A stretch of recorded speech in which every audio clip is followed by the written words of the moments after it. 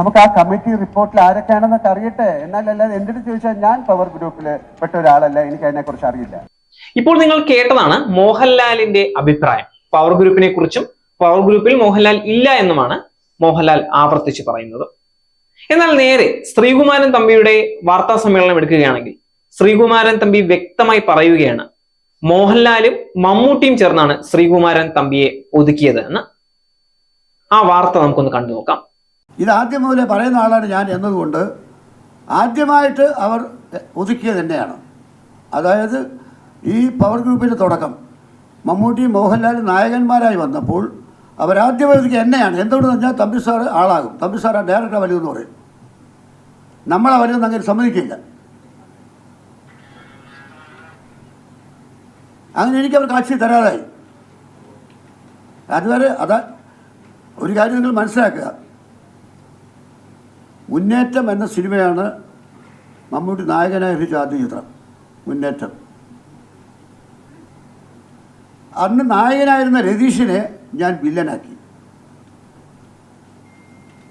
എന്നിട്ട് അത്ര ഒന്നും അറിയപ്പെടാത്ത മമ്മൂട്ടിയെ ഞാൻ നായകനാക്കി മുന്നേറ്റത്തിൽ. സുബ്രഹ്മണ്യ കുമാറായിരുന്നു അതിൻ്റെ നിർമ്മാതാവ്. അന്നത്തെ മമ്മൂട്ടിയെ പിന്നീട് എനിക്ക് ഒരിക്കലും കാണാൻ സാധിച്ചിട്ടില്ല. അത്രയും വിനീതനായ മമ്മൂട്ടിയെ പിന്നീട് ജീവിതത്തിൽ ഒരിക്കലും എനിക്ക് കാണാൻ സാധിച്ചിട്ടില്ല. മുന്നേറ്റത്തോടുകൂടി ആ മമ്മൂട്ടി പോയി. 4 വർഷങ്ങൾക്ക് ശേഷം ഞാൻ വിളിച്ചു വിളി കെട്ടു എന്ന സിനിമ മമ്മൂട്ടി നായകനാക്കി നിർമ്മിച്ചു. അപ്പോൾ മമ്മൂട്ടി നായകനായി അഭിനയിച്ച ആദ്യ ചിത്രമായ മുന്നേറ്റത്തിന് ക്യാമറമായ ധനഞ്ജയനെ തന്നെ ഞാൻ ക്യാമറാമാനായിട്ട് വെച്ചു. കാരണം ധനഞ്ജയൻ ശരിക്കും ഒരു ചെറിയ തുടക്കമാണ്. കയറി ഞാനിപ്പോഴും അങ്ങനെയാണ്. ഞാൻ മറ്റുള്ളവരെ പ്രോത്സാഹിപ്പിക്കാൻ ഉള്ളത്. ഇപ്പം ജഗദീഷ് കുമാറിനെ കൊണ്ടുവന്ന ഞാനാണ് സിനിമയിൽ അവതരിപ്പിച്ചത്.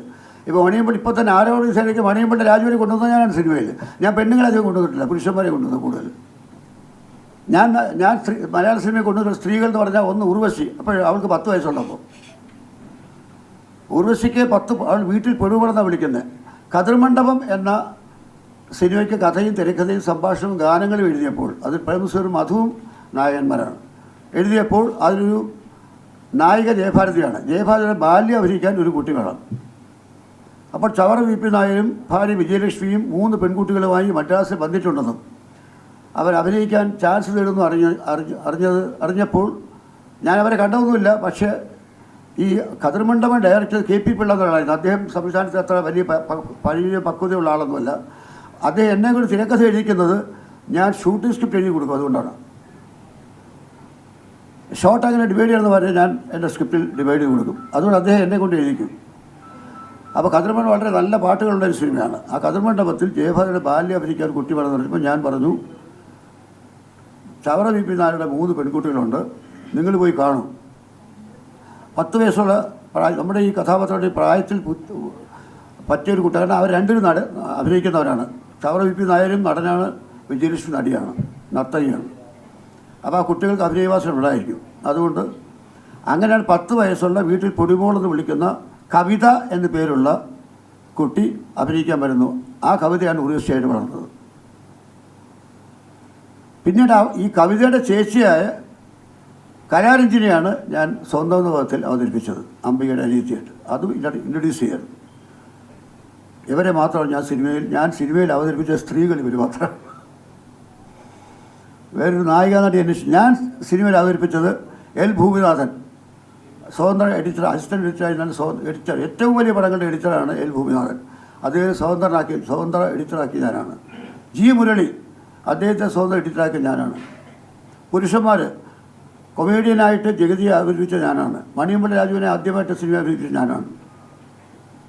സുരേഷ് എന്ന തെലുങ്കിൽ പ്രശസ്തനായിരുന്ന സുരേഷ് എന്ന ക്യാമറമാനെ മാളികമണി എന്ന് പറഞ്ഞ സിനിമയുടെ ഇൻട്രൊഡ്യൂസ് ഞാനാണ്. അപ്പോൾ ഞാനങ്ങനെ ടെക്നീഷ്യൻസിനാണ് കൂടുതൽ ഇൻട്രൊഡ്യൂസ് ചെയ്യുന്നത്. കാരണം എനിക്ക് കാസ്റ്റിംഗ് കൗച്ചിട്ട് താല്പര്യമില്ല, അതുകൊണ്ട് ഒരു താല്പര്യമില്ല. SAG, the ultimate entertainment destination. Watch SAG News.